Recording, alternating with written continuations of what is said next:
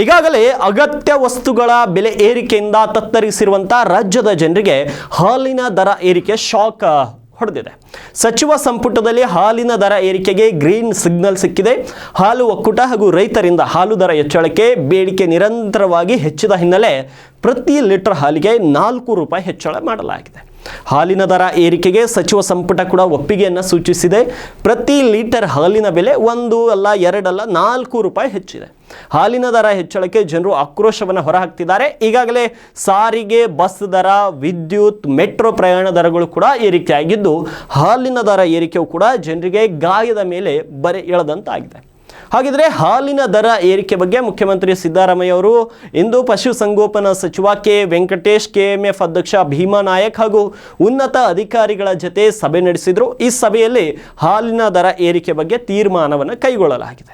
ಹಾಗಾದರೆ ಹಾಲಿನ ದರ ಎಷ್ಟು ಏರಿಕೆ ಆಯಿತು? 5 ರೂಪಾಯಿ ಬದಲು 4 ರೂಪಾಯಿ ಹೆಚ್ಚಳಕ್ಕೆ ಒಪ್ಪಿಗೆಯನ್ನು ಸೂಚಿಸಲಾಗಿದೆ.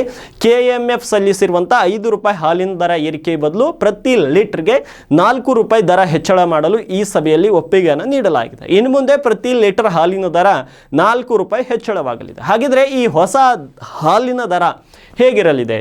ಹೋಮೋಜಿನೆಸ್ ಟೋಲ್ಡ್ ಹಾಲು 45 ರೂಪಾಯಿಂದ 49 ರೂಪಾಯಿ ಆಗಲಿದೆ. ಇನ್ನು ನೀಲಿ ಪ್ಯಾಕೆಟ್ ಹಾಲು 44 ರೂಪಾಯಿಂದ 48 ರೂಪಾಯಿಗೆ ಏರಿಕೆ ಆಗಲಿದೆ. ಆರೆಂಜ್ ಪ್ಯಾಕೆಟ್ ಹಾಲು 54 ರೂಪಾಯಿಂದ 58 ರೂಪಾಯಿಗೆ ಏರಿಕೆ ಆಗಲಿದೆ ಮತ್ತು ಸಮೃದ್ಧಿ ಹಾಲಿನ ಪಾಕೆಟ್ 56 ರೂಪಾಯಿಯಿಂದ 60 ರೂಪಾಯಿಗೆ ಏರಿಕೆ ಆಗಲಿದೆ. ಇನ್ನು ಗ್ರೀನ್ ಸ್ಪೆಷಲ್ ಹಾಲು 54 ರೂಪಾಯಿಯಿಂದ 58 ರೂಪಾಯಿಗೆ ಏರಿಕೆ ಆಗಲಿದೆ.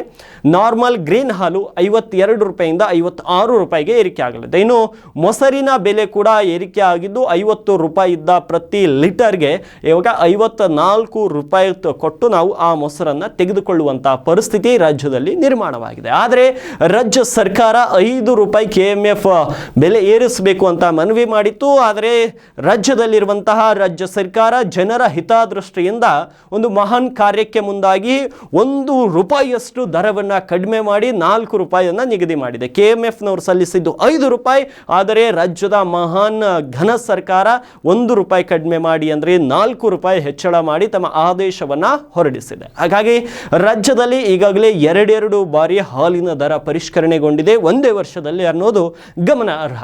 ರಾಜ್ಯದಲ್ಲಿ ಮತ್ತೆ ಯಾವುದರ ಮೇಲೆ ಮತ್ತೆ ದರ ಏರಿಕೆ ಆಗುತ್ತೆ ಅನ್ನೋದು ಪ್ರತಿದಿನ ಸಾಯಂಕಾಲ ರಾಜ್ಯದ ಜನರು ಕಾತರದಿಂದ ಕಾಯುತ್ತಲೇ ಕುಳಿತಿದ್ದಾರೆ. ಯುಗಾದಿಗೆ ಗಿಫ್ಟ್ಗಳನ್ನು ಕೊಡಬೇಕಾದಂತಹ ರಾಜ್ಯ ಸರ್ಕಾರ ಶಾಕ್ ಮೇಲೆ ಶಾಕ್ ಕೊಡಲು ಮುಂದಾಗಿದೆ.